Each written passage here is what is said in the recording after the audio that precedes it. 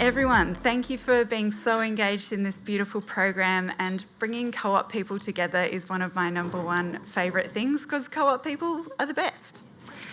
So, yeah. So my name's Molly Kendall. I am the Communications and Business Development Officer at the Co-op Federation. I live down in Tasmania, Lutruwita, beautiful place, but gorgeous weather and place you've got going on here in Sydney. And what a beautiful surrounds to be amongst on this co-op conference/assembly. So the brilliant people I've got to introduce to you today. We have Johansson, who is the Chief Marketing Officer at Beyond Bank. We've got Jess Skully, who is author and former Deputy Lord Mayor of Sydney. And we have Ghil'ad Zuckermann, who is a professor at Flinders University, and he's also a linguist. So I'll give you a little bit more about their backgrounds, because these dynamos of human beings all know a little bit about cooperatives, but very much bringing an external perspective. And the purpose of this final session of the day is, how do we bring together all of these, the communication, the wider communication piece that's obviously missing in the co-op sector. So perfect people to bring together, and I'll give you a little bit of their bios. So Christian, or CJ, as you're allowed to call him if you've met him, so I feel like everyone here is allowed to now call Christian CJ, is a highly experienced Chief Marketing Officer with 20 years of people leadership in Beyond Bank, Westpac Group, Telstra and IBM for both consumer and business portfolios. CJ's helped companies to transform their engagement with customers. He brings 11 years of international marketing experience from the UK and Europe, working for IBM and in several senior marketing and leadership roles, including leading brands, advertising, media and sponsorship teams. So that real marketing and comms piece he's bringing to us today. Jess is bringing with us the social change maker, impactful change making angle. So Jess is an author and advocate for expanding civic imagination to create a fairer future. She's served as Deputy Lord Mayor of Sydney and has worked as a policy advisor, cultural strategist, public art curator, magazine editor, radio host. Jess was the founding director of Vivid Ideas Festival and supporting emerging creatives and talents at the Qantas Spirit of Youth Awards. She's a World Bank consultant and a senior associate with the Sydney Policy Lab. Her book, Glimpses of Utopia, Real Ideas for a Fairer World, illuminates solutions to climate and the inequity crisis. And have you got some books with you today, Jess? Oh no, buy them on her website, yeah. We'll do big plugs for marketing at the end of this session. And of course, last but not least, we have Ghil'ad Zuckermann. Ghil'ad. Oh, I've messed it up instantly. A linguist, the one person you don't want to mess up the bio for. So Professor Zuckermann, see what I did there? Has a PhD in philosophy at Oxford University and a PhD at Cambridge. And he's listed among Australia's top 30 living legends of research by the Australian newspaper in 2024. He received, what follows is a long list of his incredible achievements and awards.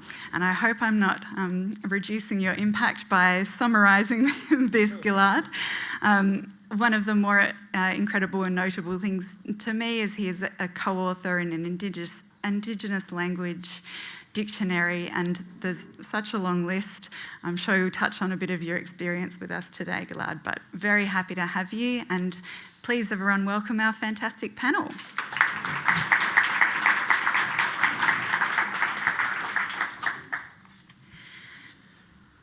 Okay, so to set the scene, while cooperatives are widely understood and appreciated overseas, as we've seen from the incredible housing panel that we had earlier on, here in Australia, They're flying under the radar.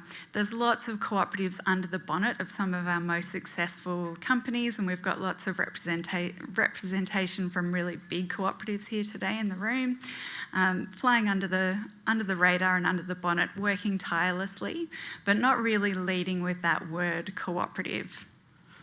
So what can we do about that? And that's what this session is going to address.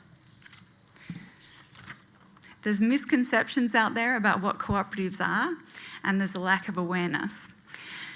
So that's led to many co-ops avoiding using the word cooperative in their title. I'm not sure if anyone's noticed that people steer clear of that big long C word that's become a little bit stigmatised, maybe only in some circles. But then, of course, we've got very old, established, successful cooperatives really flying the flag for that word co-op and cooperative.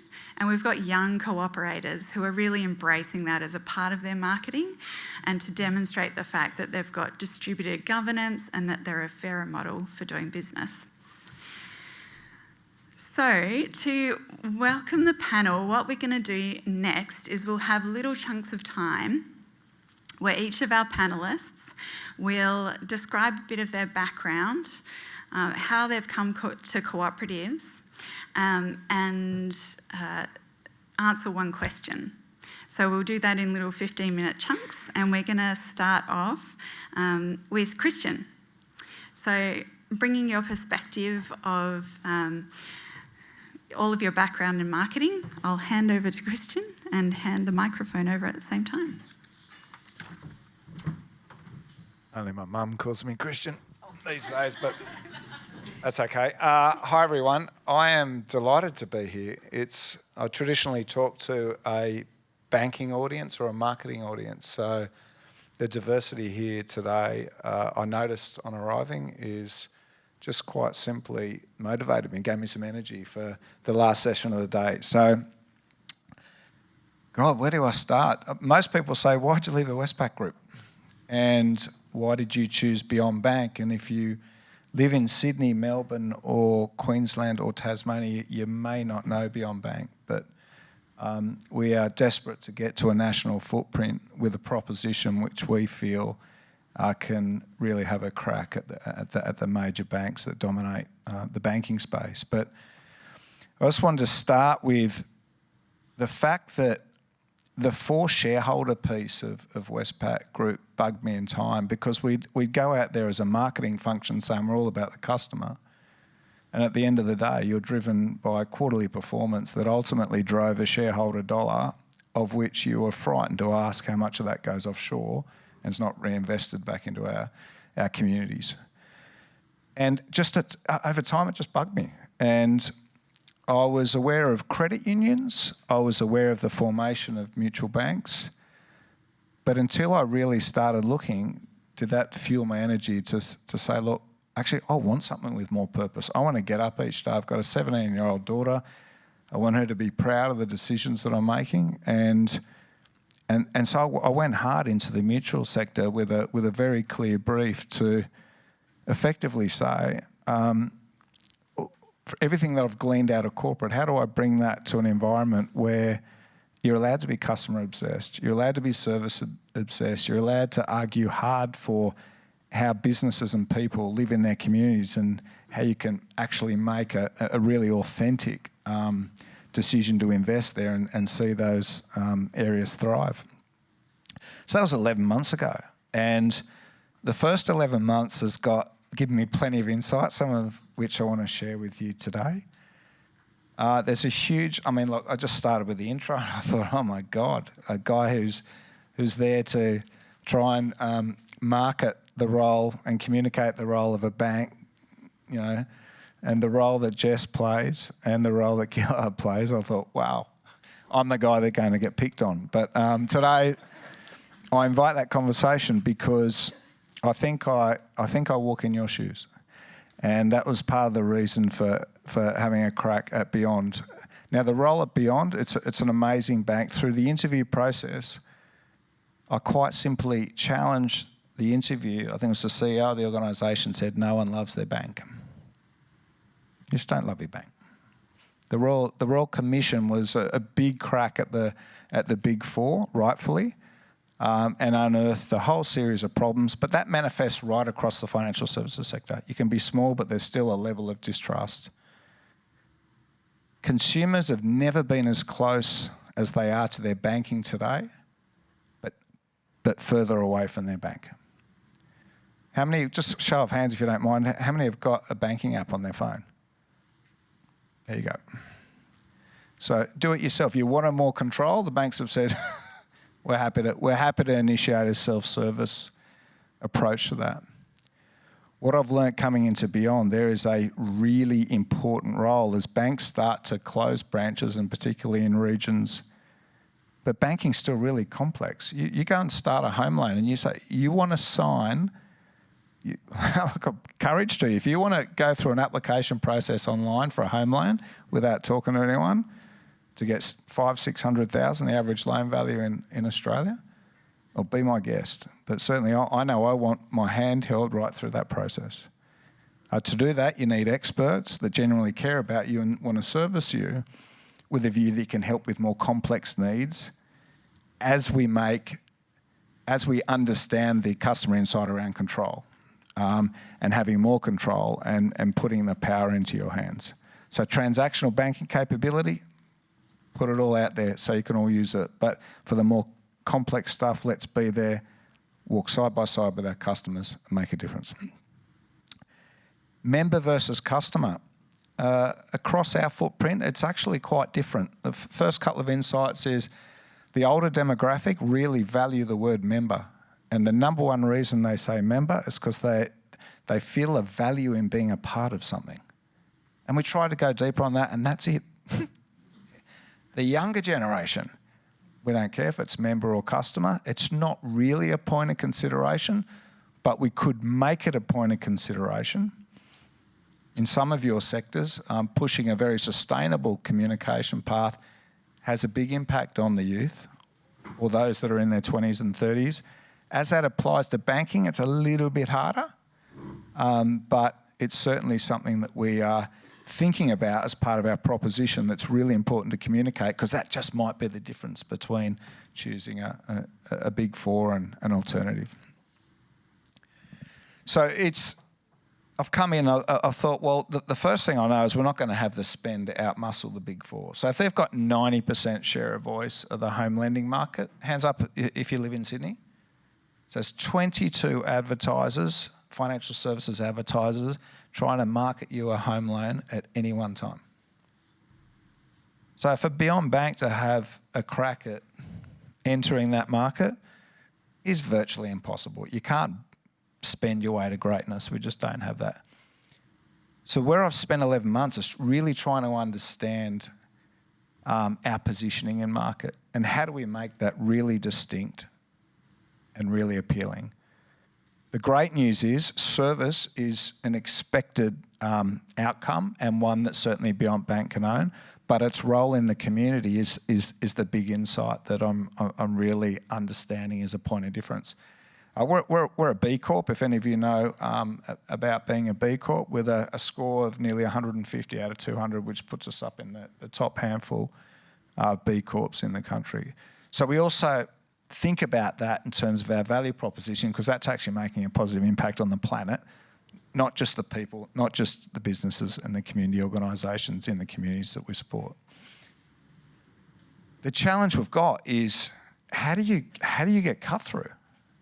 We can get to a position. I like to think of Beyond Bank as making a positive impact in everything we do with our people, with our customers through service, products and services, reinvesting part of our profit for sustainability, but also the rest of it into community.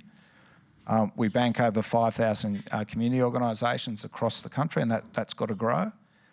These are the things that are going to make us strong going forward, but are critical components to own. So how do we shake that up in communities? And first of all, I've asked 10 people to define community. I get 10 different answers. So I've got to be clear on that point for a start. Because there's community groups that sit around within a 5-kilometre area of here, whereas other people think of communities as service functions, like your police, nurses, fire brigade, etc. And others just see it as purely regional.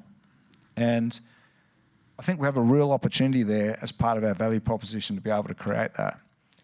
But my main point I want to share with you is, and it's one where I'm hoping we get some questions and discussion, is that we can't do this on our own. We can get a really distinct positioning in the market, own it, grow our little bit, have some wins against the big four, celebrate that success. But that's not where I see the future of banking. I see the future of banking as mutual banks having a lot greater share, being able to influence, being able to reinvest that money back into our amazing country. And to do that, we've got to have a shared voice. So in banking, for me, that's the Customer-Owned Banking Association, COBA. It's taken me 11 months to actually start to articulate how I might enter that conversation with COBA. A lot of the mutual banks don't have someone running a marketing function at an executive level. And the reason that's quite important is because brand's a critical part of your proposition, and it's generally the marketing function that own that. And it's the collection of CMOs and across industry sectors that are actually going to change this. But I'm starting to lobby into the Customer-Owned Banking Association how they can help, and also B-Lab from a B Corp perspective. Because unless we put together some of our parts, we'll have little moments of impact, but we won't change. We won't change enough with how we want to change. And yeah, I think I might pause at that point and just talk about final point, that we're at a phase as part of this evolution now where we've gone through the research and we've got some fairly interesting insights which will give us confidence to see how we move forward. But our challenge is we need to appeal to a younger demographic. So we are really strong in 40 plus. But the largest opportunity in financial services in Australia are those effectively buying a home. It's still where the money's made in banking, and you're looking at, well, that age is going up because of affordability, serviceability is harder, but certainly that 30 to 45 age demographic, we've got some work to do in terms of really articulating a mutual bank proposition to help them consider. Final point is, unless you have brand familiarity, particularly in our industry, you're not on the consideration set. So a lot of people say to me in Sydney, beyond too, and I'm like, well, there's the opportunity. And to get your brand familiarity up, you need a couple of things. The biggest driver from awareness to consideration for a mutual bank brand in financial services is trust. So you've got to demonstrate trust. And trust is the actual walking the talk with the things you do with customers and in communities, as opposed to the philanthropic statements of the larger corporates that sort of treat investments as donations. I'll pause.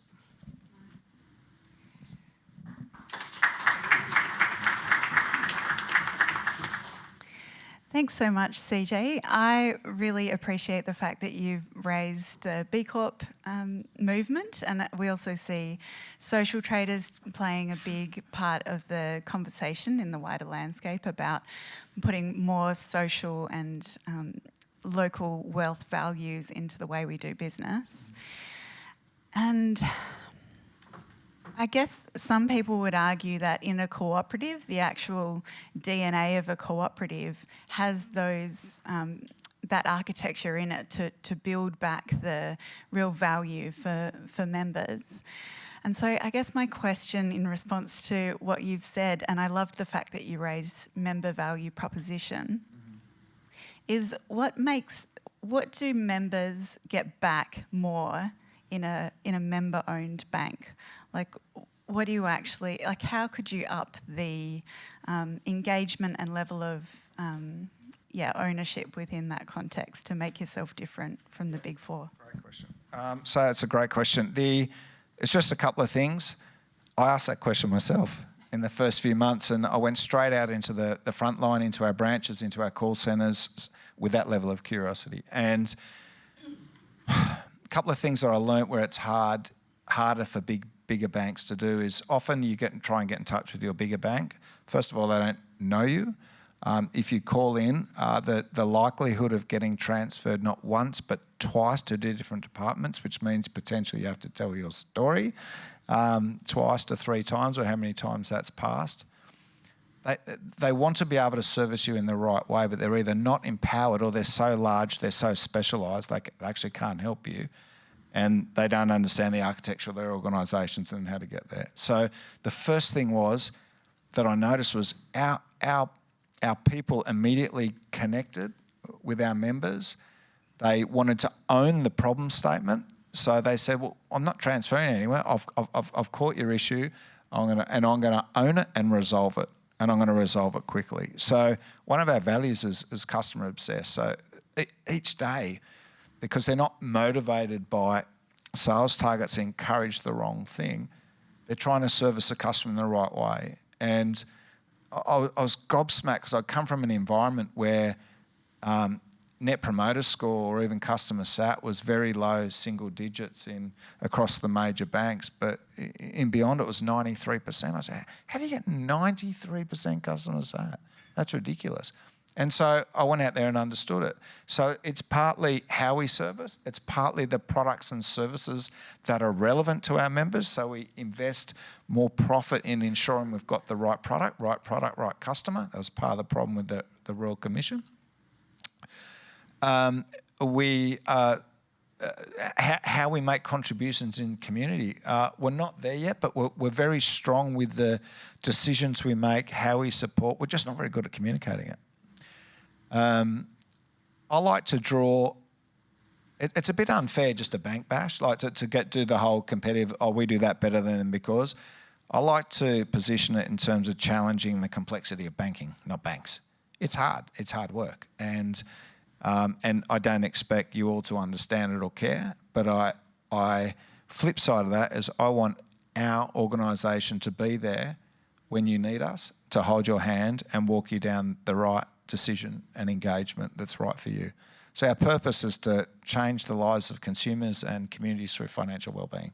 Financial wellbeing is actually being there in the moments that matter, both proactively, reactively. It's not always asking for $1 a view. We were spending a lot of the last 12 months talking about scams and fraud. People are after you, and they play it really dirty, and they're getting better, and so we have a very active role in that. And you would have just seen over the last couple of years, we've got a tremendous focus on even keeping our data very secure, because you've seen instances where organisations where they've had data leaks and suddenly you feel very vulnerable in that regard, particularly when it's your banking, because your personal wealth. So it's all the aspects of banking. In mutual banks, we add chocolate sprinkles. That's the difference. Chocolate sprinkles. That's my takeaway from today. All right, thank you so much, CJ. That was incredible and excellent perspective to bring in the banking and that marketing the co-op or the member-owned advantage as a point of difference. So, Jess, to bring you in the social angle, maybe you could tell us a little bit about your background, maybe why you've fallen in love with cooperatives, and your perspective. Thank you, Molly. Hi, everybody. It's such a pleasure to be here. I live and work on Gadigal country, so I also want to acknowledge that we're meeting on Gadigal country today. It's a tremendous privilege to live and work here. And so I, of course, want to acknowledge the traditional custodians of this place and the communities that still keep this place strong and connected and adding value and working cooperatively. So my CV, I acknowledge, sounds like somebody's lucky dip with like a random word draw. It's just a whole bunch of stuff. And it's one of those things where I'm just going to tell you a little bit about how I got here and then how I came to fall in love with cooperatives and then why I think they're really important in the future that we need to build together. So, you know, when you're young and you're full of energy and you're a massive busybody, you like hugely passionate about arts and music and creativity and culture, and you start wanting to do things. You start wanting to put on events and go to gigs, and you wonder why there's noise complaints have outsized power and all of those sorts of things. And so I got really involved in creative culture and creative industries in my like late teens, early 20s, in magazines, in publishing. I came across all these awesome people doing great things, and yet their stories didn't seem to permeate. You know, they didn't seem to be able to build big audiences. There seemed to be these big monoliths that monopolies that came in and sort of, you know, Spotified them or Napstered them or whatever the case was, depending on the industry. So then you think, I know, I'll go into government policy, because if I get into government policy, I can solve those problems. So I went and I was an advisor to the Minister for the Arts. I put on festivals and events and did publications, a bunch of stuff. Eventually got into, complained. I was at a dinner and complained to the Arts Minister so much. She was like, okay, what are you doing tomorrow? And so then I had to go and work for her and try and fix it. And then I realised you couldn't actually fix things from inside the Minister's office, because there was a lack of political capital or pressure to actually change the system that we have. So I thought, I know, I'll get elected and then I'll be able to change things. Turns out that doesn't quite work yet. You know, people do their best, and shout out to my colleague, Councillor Elsmore, who's here. You know, we were together on the council. No, because guess what? People don't know what to ask for, and people don't know that things can be different and better. There's this concept called the Overton window, right? The Overton window is the spectrum of what is politically possible. And in Australia, that window is about the size of your bathroom window in your rental apartment that you can't afford 2 hours out of town, right? That's how limited our Overton window is. It is, here's what's been done in the last 10 to 15 years in places that I've been to personally, end of story. Or places that speak English, end of story, right? So we have this incredibly limited concept of what is politically possible. And so that doesn't really work either. So then I thought, I know, I'll write a book, because everyone who's written a book has changed the world. So it's fine, I'll do that. So I wrote a book, and that worked, actually. No, so my book, it was called Glimpses of Utopia, and it was real ideas for a fairer world, because everywhere I looked, in the arts, in culture, in community building, you name it, there were better ways of doing things than the way that we're doing them here and now. Like, pick a field, any field. Somebody elsewhere is doing it in a way that is not as extractive, not as exclusive, not as damaging to the environment, not trampling over First Nations rights, not excluding big groups of people. So why is it so hard? Is it just that people don't know about these ideas? No, because it turns out you write a book, not everybody reads it, and not everyone just takes it and puts it into practice. So, but in the book, the gag was that every chapter I wrote would end with, and then you just make a cooperative. And then the cooperatives will come and solve the problem. And cooperatives was such a big part of the solutions that I was seeing everywhere in the world. And at the same time, when you talk to people about cooperatives, and I'm sorry, you guys have heard this, people think it's a thing from the 70s that doesn't exist anymore. And, oh yeah, we tried that. I am on the board of a cooperative, which is my children's daycare, and we are transitioning out of being a cooperative. My first board meeting, I was like, here I am, and they're like, we're not going to be a cooperative anymore. I'm like, oh, what? Because we couldn't achieve deliver the incentives we needed to build the workforce, because our members didn't know that they needed to participate, couldn't see value in participating. So it was devastating to me, because, you know, I met Margaret from the Cooperative Life, who was here, and fell in love with her and her team, and realised that cooperatives could revolutionise care. I would meet people who were revolutionising daycare through cooperatives in other parts of the world, people changing housing through cooperatives.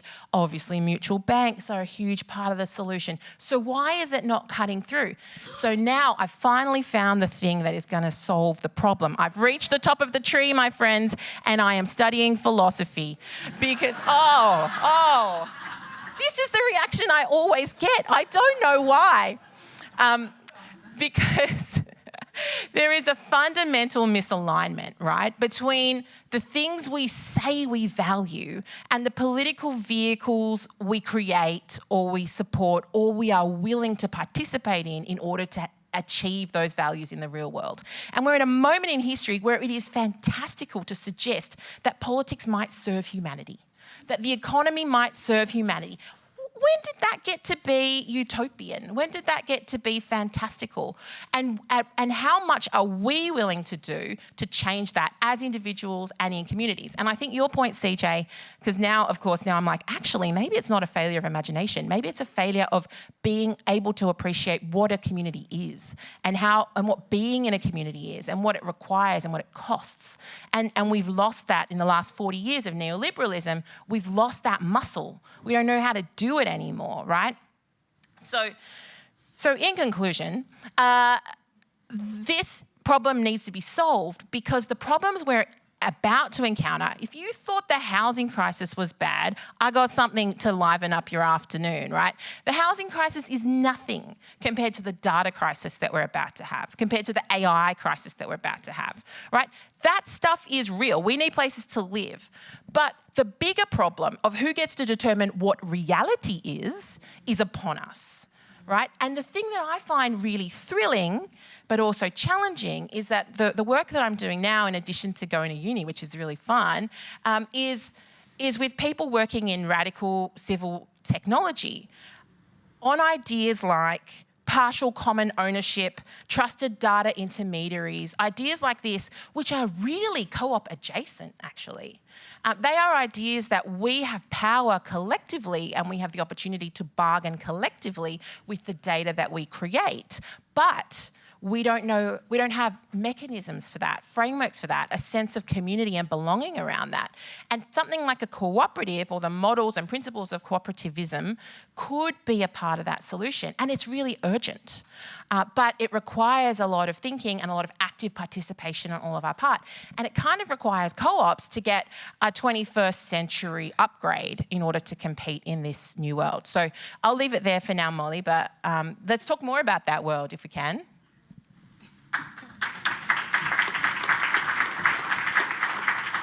Amazing. Thank you, Jess. How do I follow that? My God. Hearing the stories of cooperatives is so inspiring, and we have so many incredible examples of inspiring groups with us today. It's such a gift. So picking up those stories and being able to pass them on, really crucial. In terms of selling our story, though, why is it so hard to explain what a cooperative is? Thank you. Look, I think part of it is because it's hard. There are these kind of three problems of our era, or kind of some of the factors in the problems of our era that I think cooperatives have sort of fallen victim to as well, right? So I think... But could also be part of the solution for. So there are these accelerating trends towards market concentration and monopolies. Like we all know that wherever you live, there's a big Anko distributor at the end of the street, and then there's Jeff Bezos and there's Temu and all those people just making it so frictionless to not invest in local communities. So that's a really big, the devil of convenience, I think, is a huge challenge. It's so hard to push against the inertia of the monopoly forces that are arrayed against local economies, right?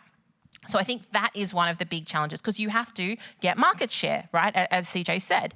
So how do you lift your head above the parapet in that case? And we know what monopolies do to economies. Like they make them less competitive, they make them less mindful of people's needs and less locally generative rather than extractive. Then the second big challenge that we're facing, I think, is this declining trust in institutions, including democratic institutions. And so... There's two stats I want to share with you. One is from an OECD survey, which is that only 25% of Australians find it likely that the government would refuse a corporation's demand that could be harmful to society. So 25% of Australians think the government might act in the public interest, right? So that is the level of trust. And we have exceptionally high trust in government compared to the rest of the OECD countries. So globally, the trend towards distrust is incredibly strong. And the other big stat is that only 46% of Australians believe government allows people like us to have a say in what government does. So there's a very low sense that they're heard. And so when cooperatives show up and say, we're a member-based organisation, we'll allow you to be heard, people are like, yeah, I've heard that one before. I elect someone who's supposed to listen to me I elect them every 3 to 4 years, and yet nothing I care about ever seems to be on the agenda. They just make some people richer and seem to only represent kind of corporate interests or special interests. So we're battling against that aversion or lack of trust in institutions generally. And then we're also battling against this idea of the accelerating social polarisation and economic bifurcation. So people feel like they have fewer choices, they feel a bit us and them more and more in different parts of their lives. And so belonging to a community, I think, is harder and harder to achieve or experience or even to put your finger on it.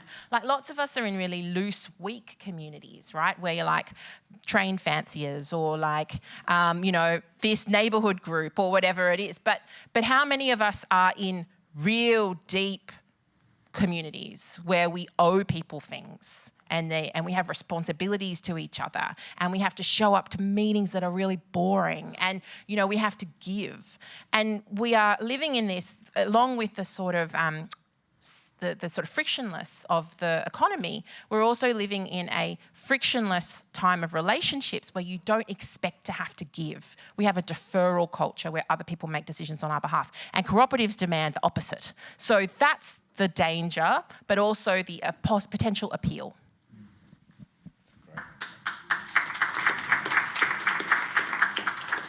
Such a good answer. And in a minute, after we hear from Ghil'ad, we're going to do a word cloud. So at the end of this session, you'll go away with 1 to 3 key kind of words, which is what you think your cooperative advantage is. So you'll go away with some tangible things to be able to tell people. But speaking of words, time to hand over to Ghil'ad. Thank you so much, Molly. It's a pleasure to be here. They're such lovely people. I'm sorry for my non-Aussie accent. English is my 13th language. I didn't expect the question of how related cooperatives are for me, but I just made up the answer now.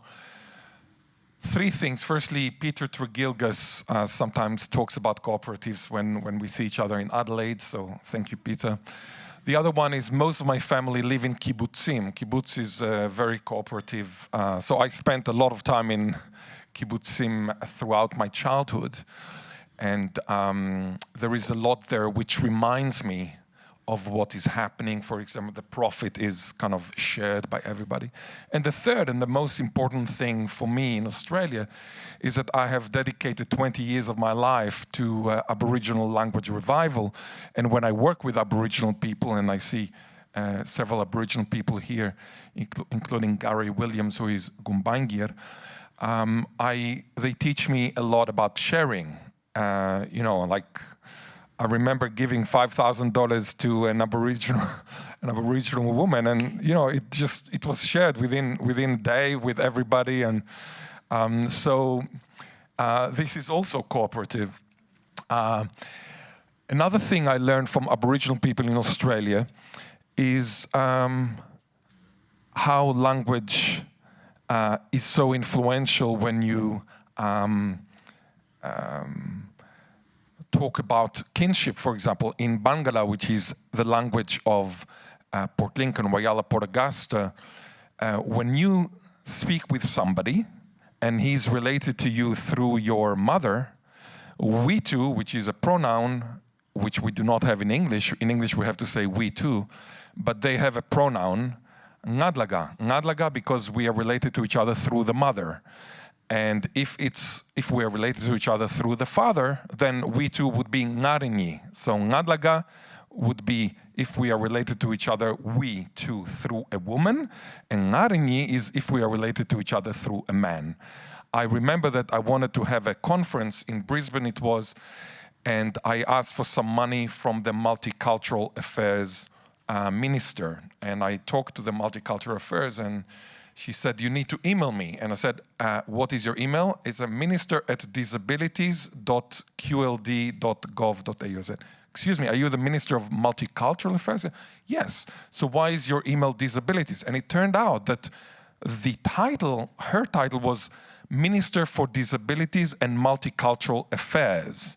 That was her title. And then they told me that in New South Wales there was a title, Minister for Women and Fair Trading. So it had two portfolios put together. You can check it. Now, why am I saying it? Because the signifiers, which means the words actually, they determine or influence the way that we perceive of things. And this is, I understand from Peter and from Molly, why I was invited here to talk about how we can improve the branding of cooperatives in order to change the perception of not the people here, because here you're preaching the converted, but the people outside here who, when they hear cooperatives, firstly, I don't think they will think it's a sexy term or an attractive term. The other thing is that maybe there is a lot of subconscious,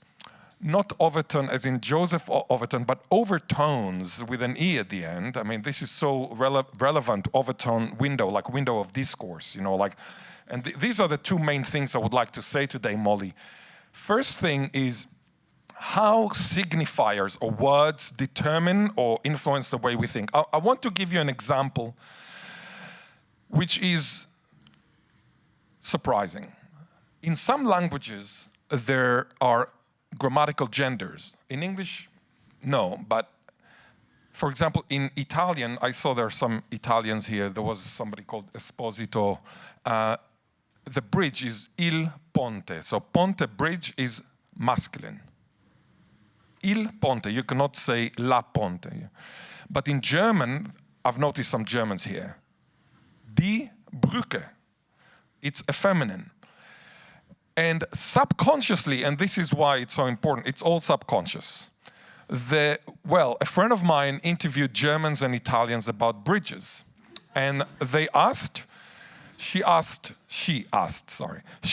them to describe a bridge. And the Germans say a bridge is beautiful, it's elegant.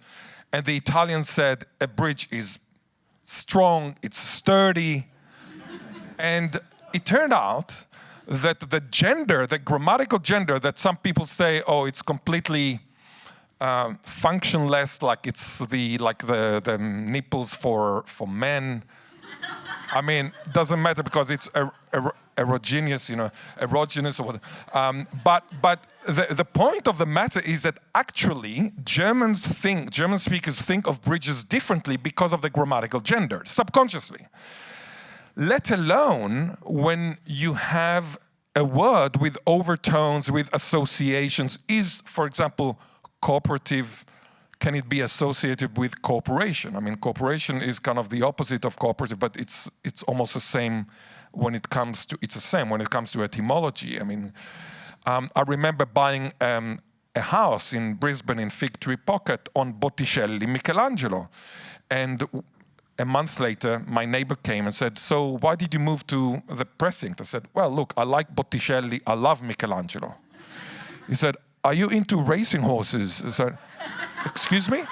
It turned out that the names Michelangelo and Botticelli are actually names of horses. But I bought the house because I thought that they were referring to the Renaissance artists. This is why I bought the house. So for me, actually the name determined my purchasing if I connect it with a bank, with Beyond Bank. So trying to think of how we can attract people to cooperatives. Maybe, of course, I mean, we cannot change the term cooperative completely because of 100 years of history, as we heard earlier. And of course, because the government has some brand, a trademark, etc. You cannot just change. However, we might be able to add an adjective, a sexy adjective that might attract people who otherwise are not attracted to cooperatives. So we need to think of how, firstly, to research how people perceive of the term cooperative, the brand, the trademark, if you want, cooperative. Then, how can we improve? How can we add? Because I think that there is no alternative. The branding, the PR, the education, they're all together. So this is what I wanted to say today. When it comes to discourse, the window of discourse, this is so important. Whatever is available out there is what people discuss. And so I was here throughout the day, and I heard many people saying, oh, you know, people told me, but we didn't know about cooperative. Oh, you've never come and told us that there was this option. You know, it was beyond the Overton window. Whatever is the discourse, whatever is, and this is why it's very hard, for example, to change. If you are the government and you decide on the discourse, let's say a discourse of war, then everybody will discuss war. And it will be very, very hard for somebody who is not into war to kind of get into it. So the Overton discourse, or the discourse of the window of discourse, or the Overton window, as Jess mentioned, is extremely important. If we can change it in the case of cooperatives, that's wonderful.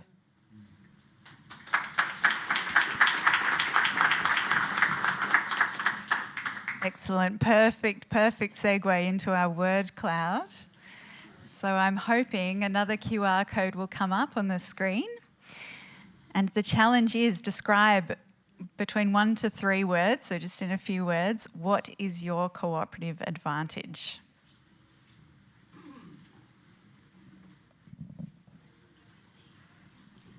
I think it'll start popping up.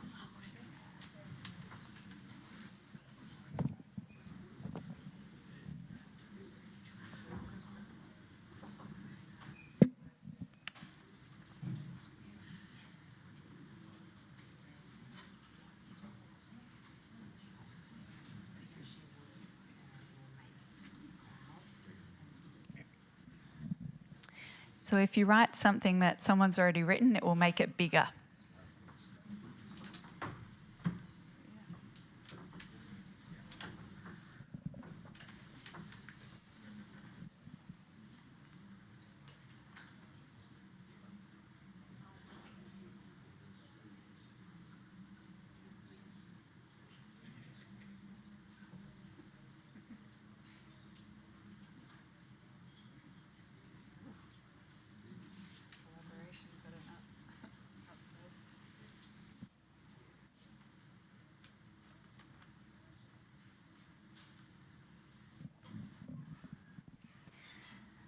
All right, so the boosted words are shared, collaboration, care. Jess, I loved your point before about people believing the messages that they're hearing, because so much of corporate marketing is now segued into things that cooperatives actually deliver. And how do we do that with impact and delivering it with the trust that people believe what they're hearing? Yeah, more a comment than a question. Sure. Wow, these are so great. Isn't this fun?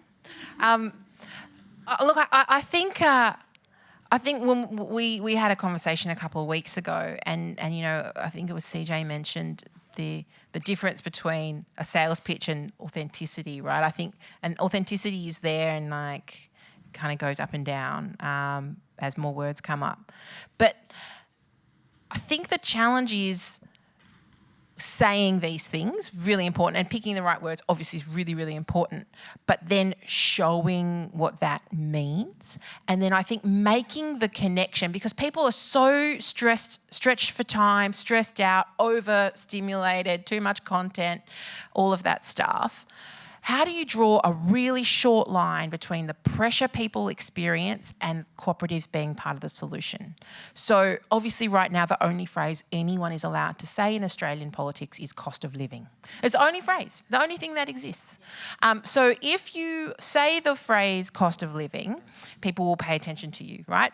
And so how do cooperatives help people deal with cost of living issues.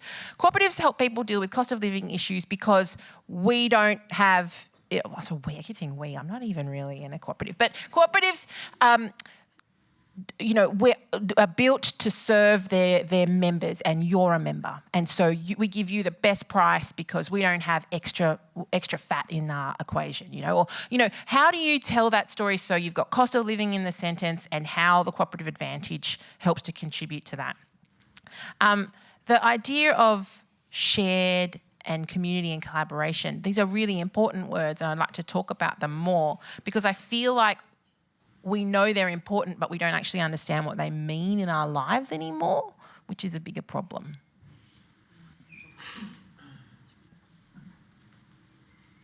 I'm pleasantly surprised we're all landing. So I've gone into really deep customer research on this, and a lot of what you're writing is coming out. The thing that I want you to say is please don't use a marketing engine to try and just communicate that you're doing this. Do it, and then the effect or the impact will start to have a ripple effect within your communities, starting with your members. And that's the difference. And then be proud and use the right channels to then talk about it. But if other people are talking about it, the magnitude of that impact is double, if not treble. So it's really, really important to just get on with it, walk your talk, because others are talking your talk and they're trying to win customers or members by out-shouting you. So it's very, very mindful of that. Just one comment, which is about categorization. Cost of living. So important that we have a category within the Overton discourse for what we are doing. And I would like just to very briefly tell you about the ancient Latin, Greek, and Hebrews. They did not have the category for blue. There is beyond bank and there is beyond blue. They did not have a category for blue. And therefore, if you read the Old Testament, the sky is either white or black. It's never blue because there is no word blue. Now, you might think that they were Daltonists or, like colorblind. Absolutely untrue. They saw exactly, physically their eyesight was exactly identical to ours. But they didn't have the category blue, and therefore they didn't put blue. The blue was unimportant. Why was it unimportant? Because if you think about it, you eat a tomato, you need to know whether it's green.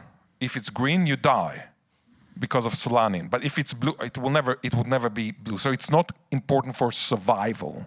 This is why we didn't have a blue. Blue only came later, after Jesus, etc. So when I look at the categories here, if people do not have a category within their window of discourse, then it doesn't exist. It's not that they're stupid, it's just there is no category. So we must talk within the categories that are within the Overton window. That's my conclusion. I'll add something to that is that, and there's been a perversion of some of these words as well, like share, right? So sharing economy for the past 20 years is actually an extraction economy, right? It's not actually sharing. Maybe there's a handful of things like maybe car next door that's actually a way of sharing resources. But for the most part, and particularly when you talk about targeting younger audiences, CJ, for people under 40, I imagine their experience of sharing is Uber or Airbnb or things like that are actually not sharing in most part, or are extractive models that use sharing to an extent. So is there a way of, when you take these words, thinking about, well, what are the kind of negative connotations or the reframing that has occurred in society around these words, and how can we show that we are different to that? And of course, mutualism is the opposite of that, but nobody knows what that is.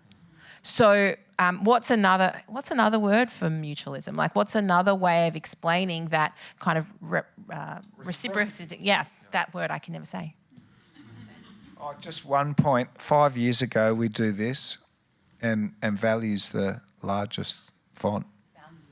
The problem is articulate value. It's a bit like why I asked the question around, please just define community for me.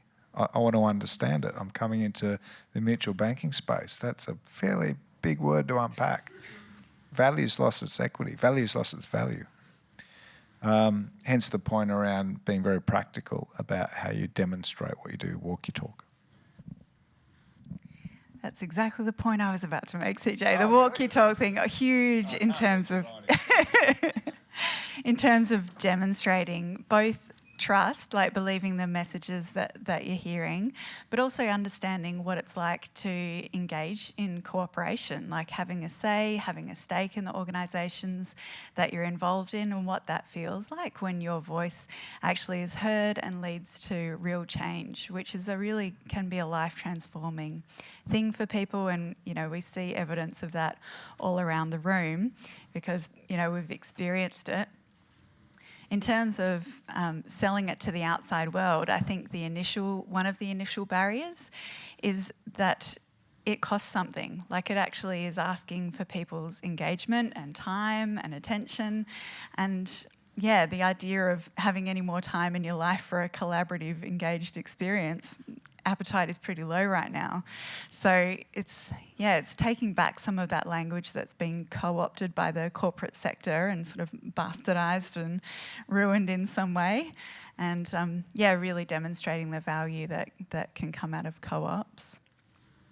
So maybe this would be a good segue to say that one of the ways that the Co-op Federation is intending to paint a more vibrant and coloured-in picture of co-ops and what they look like in everyday life. Like, what do co-ops actually do? Because I think that's one of the big reasons that people find it hard to wrap their heads around this structure and how it's different. They just don't know what co-ops do. And as we see around the room, we've got art making cooperatives and childcare cooperatives and disability education support cooperatives and housing. So quite hard to sum up, but painting those little snapshots of pictures across different organisations will really help build a picture of us and what we're doing out in the world. So this year we're launching the Shout Your Cooperative campaign. So the hashtag for that is Say Co-op. We're really trying to get people to use that word in their marketing and in their conversations with the outside world, and really be out and proud about it. So you can buy a merch bag at the table over there. But also if you you'll have a little printed by the Rizzeria Cooperative, a little poster, shout about your co-op in your goodie bag. And if you hop onto our website, there'll be some instructions there about how you can film your own little video in your cooperative saying, "Hi, I'm Kate Biondo from Galactic Cooperative. We remanufacture scientific equipment and we're a cooperative." So the idea is to slice together all of those little snapshots and give people a better idea of who we are and what our story is. Thank you. I mean, I think there's so much that cooperatives are the solution to. I mean, this is what I keep saying. But so earlier this week, I hosted an event for the Economic Development Australia. They did a roadshow where they took this really interesting guy called Neil McInroy, who talks about community wealth building around the country. And so, I got to sit with like 70 or 80 economic development specialists from different local governments and organisations in a room for a day. And it was so stimulating because they were talking about donut economics and wellbeing economies and community wealth building, which is what reminded me of this idea of community and place-based capital. And this stuff is approaching the mainstream, and cooperatives are a key part of a lot of those movements. So I think finding ways to build bridges into your local governments and into local organisations that could be anchor institutions in the terms of wellbeing, of community wealth building. And if you don't know about those movements, find out about them, because cooperatives, they already know that cooperatives are the solution and part of the solution for place-based economies. The other thing that's not on here that I think is really important is that cooperatives are grounded in place. They're responsible to place, and we live in a disembodied economy where a lot of the value is going, as you said, offshore or to big extractive, multinationals or monopolies. So you're the opposite of that. You're grounded in place. You have responsibility to people. You give back. You're responsible if something goes wrong, and that is refreshing for people as well, I think. But yeah, I think shout your co-op is awesome. But also, what are the problems that you feel, and how do co-ops solve those problems, and then explain that part of the story. If you're annoyed about foreign capital extraction, if you're annoyed about not reinvesting in R&D or local economies, you guys are the solution to that. I'm just wondering how we're going for time. We've got another word cloud we can get into. Maybe that'd be fun for the last little bit of time together. So, or would you prefer questions from the audience? Is there someone that would like to weigh in or have a comment or question? Yeah, all right. So we'll get the roving mic over there and start the conversation.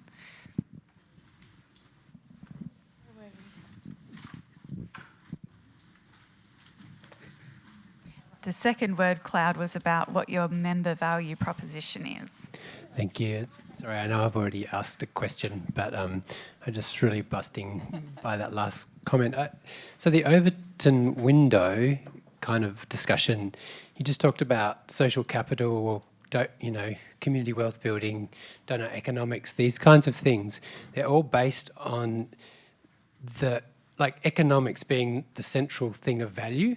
And I think that's an Overton window. That's the Overton window that we need to push back against. And how do we do that? How do we as co-ops say we don't want to reframe things and say co-ops are good at economics, and we don't want to say, yeah. All right, I'll go to Jess, and then we've got something from Peter. Yep. No, it's a really important point, and it was discussed at this event as well, and it comes up a lot. And the idea, I think, is that this is a transitional, it's not the end state, but it's a transitional argument. Like you take people, you say, yes, I'm speaking your language, the language of the economy, in terms of adding value. And then when people have that experience, that is a bigger social value experience, you go, well, actually, there's this, we should be counting something else. And that's what the wellbeing economy frame is, just kind of like the next elevation above that, which is actually we should count things more than GDP and economic activity. We have to account for wellbeing and feelings of connection, feelings of trust, all of those sorts of things. But it's sort of an incremental step towards a better way of measuring impact. I think that it's a good point. You do not want to hijack terms as they did, but what you need to do is to de-hijack the terms.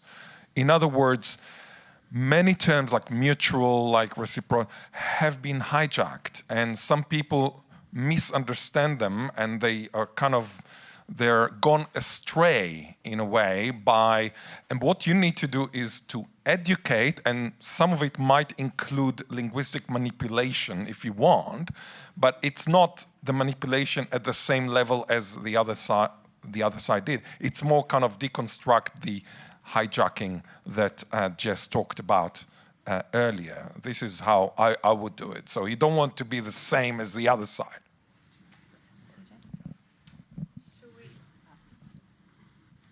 Thanks for that. Shall we go to Peter? And maybe we'll have a final question, let's say. I just want to touch on a point that Jess made a moment ago, which was that wonderful term mainstream. One of my claim to fame is that many years ago I was part of developing the Adelaide Fringe, and which you can't think of anything more alternative in many ways than the Fringe. But what's of irony is that the Fringe has become the festival. But I'm just thinking in that context because the way that we went about that was this little operational terminology which we called mainstream, make money and make a difference. Mainstream, use the mainstream technique, make money, allow the money, opportunity for artists and venues, and sell beer or whatever you've got to do to make money for those artists and make a difference, measure the difference. I'm just wanting to seek some comments about that concept around mainstreaming, because it seems that we are the fringe currently.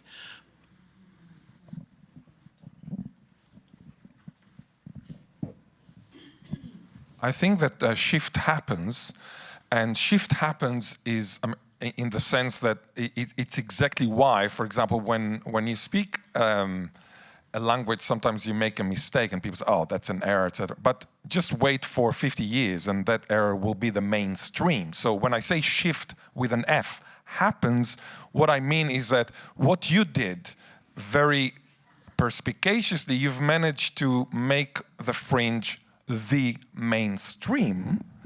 And this is how the current mainstream used to be in anything, used to be the fringe of yesterday. And tomorrow, what is currently looked upon as fringe or as kind of non-mainstream or some might well become the mainstream. So it is exactly what you can use language for, not only language, education, etc., to change the mainstream. So this is related to the question that was asked earlier.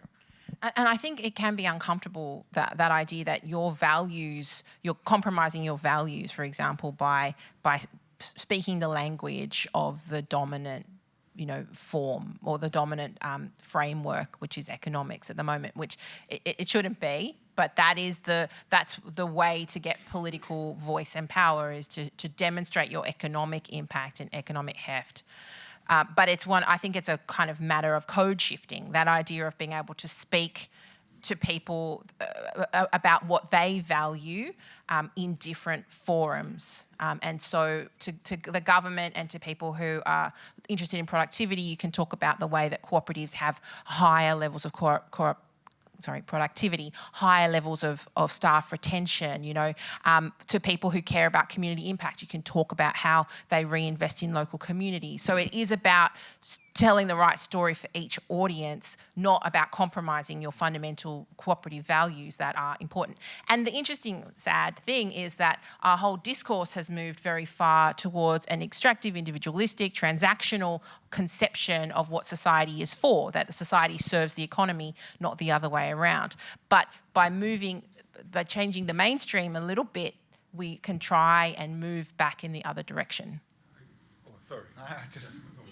I may not have caught your question fully, but the way I interpret it is beyond, we're going slightly different. If the market is yinging, then we're yanging. And the evidence for that is we still see the commercial opportunity and the customer need to open branches where branches are closing. Where banks want to take customers completely to a digital interaction, our digital strategy is digital with a human touch. So it's an enabler.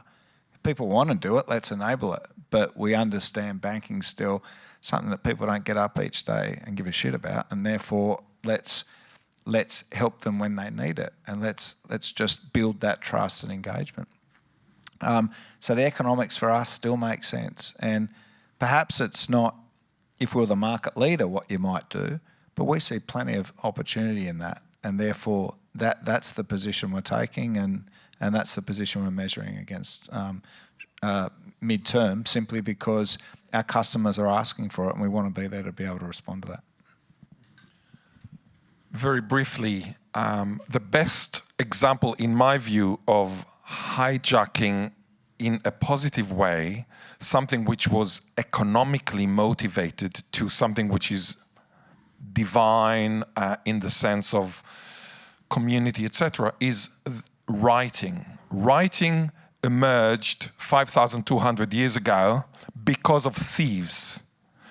Thieves stole some wheat that was sent from Iraq to Israel, and on the way back, whatever came instead, like salt, they said, oh, why is it half of the quantity? And they investigated and they found out that there were thieves on the way and they stole half of the wheat. So they invented writing for the first time. They wrote 4 units of wheat. That's the beginning of writing. The reason is economic, capitalist completely. But nowadays, if I asked you what is writing for you, I guess many people would say Shakespeare, poetry. You know, this is a very good example of how you took something which is actually very economically motivated to something which is sublime. And I think this is exactly what you're asking about, Peter. I actually think that's an excellent note to end on. So thanks so much. Thank you to my speakers.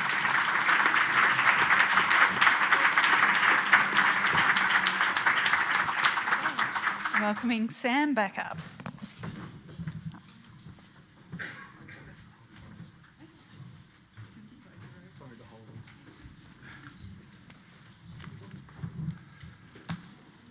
Wow, if I didn't think that you've been lifted out of your co-op and had some new ideas put forward to you, I now know that I'm sure you have. The idea of today was to really try and challenge you, to give you some new ideas, some new thinking and different challenges. And I think it's been great in that way, from housing to marketing and across what we've discussed today. I think it's been but great. We have to finish for now. My role is really just to get you to the next phase of the assembly. A few things to note though, questions people have been asking. You will be able to access all the slides. Today has been recorded as well, so you'll even be able to watch it again. We won't be recording tomorrow though, so but today has been recorded. I want to thank quickly the sponsors again. Coverforce, insurance brokers coming tomorrow. Co-Power up the back if you're not getting your energy, if your energy retailer is not Co-Power, please make it. There's an easy flyer up there. We've got Invest in Farming Co-operative, who you'll hear about tomorrow. Nathan was here today. And of course, Yenda Producers, our staunch member from down in the Riverina. Thank you very much. And you'll all need to be wearing your Yenda merchandise, your bucket hat, your beanie or your cap. You've been given a book by Running Waters Community Press out in the Central Desert. The author is not related to me, Frank Byrne, but that is just an accident. But you can buy other books up the back from Running Water now on the table up the back, so please give that a consideration. On the Rego desk is our new Shout About Your Co-op bags you can buy as well. Molly's already plugged those, I think. You have a 2-hour break now. You can walk in the garden, check out some art. You've got to be out of the gallery by 5 because it closes, but it's free. Have a wander in the gallery, have a break. We're back. We're at 6 o'clock at the Teachers Federation Conference Centre, which is, what's the address? 37 Reservoir Street, Surrey Hills, close to Central Station, for cooperative drinks. There'll be cooperative beer, cooperative Estonian catering from the Estonian House Co-op, and a cooperative music, a guitar ensemble, a guitar duo from a new cooperative of music tutors that we helped set up recently. So come along for that, 6 o'clock. If you need a hand to get over there, talk to us at the desk. We can get a taxi from a taxi co-op to take you across there. That's the economy we want to build, and the co-ops are there to help you with that. But it's a fair walk to get to Surrey Hills, but it's through some nice parts of Sydney as well. So please take a breather. Hopefully it's been inspiring and interesting and challenging for you today. And we'll see you at 6 o'clock at the Teachers Federation in Reservoir Street. What's on the screen? Haven't I just thanked the sponsors, Molly? Yes, I have. My colleague was not listening to me when I speak. I'm glad we got that out in the whole membership. Thanks very much. See you at 6 o'clock.